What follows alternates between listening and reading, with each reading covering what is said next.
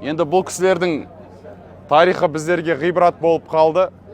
Әрбір келген сайын осы кісілерді біз зиярат етіп кетеміз.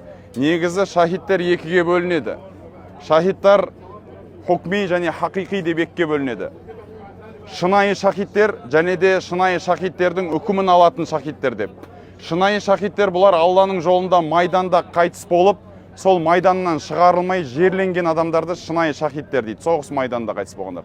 Ал хукми шахидтарға әртүрлі шахидтер бар. Оның біреуі іші ауруынан қайтыс болған адамдар.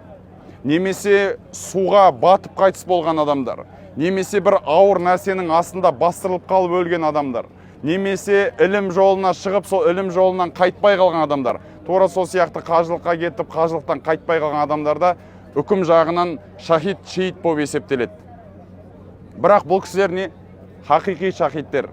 Енді Алла тағала осындай шахидтердің өліміндей өлім ғибратты соңымызды нәсіп етсін. Негізі адам баласы дүниеге келуі бір бөлек, бірақ дүниеден қалай өтетіндігі ол екінші бір мәселе. Пайғамбар алейхиссалату вассаламның бір хадисінде айтады: бір адамдар бар дейді, өмір бақи тозақтықтардың амалын жасап жүреді. Тозаққа кіруге бір шынтақ жақын қалған кезде жәннаттықтардың амалын жасап, жәннатқа кіріп кететіндер болады дейді.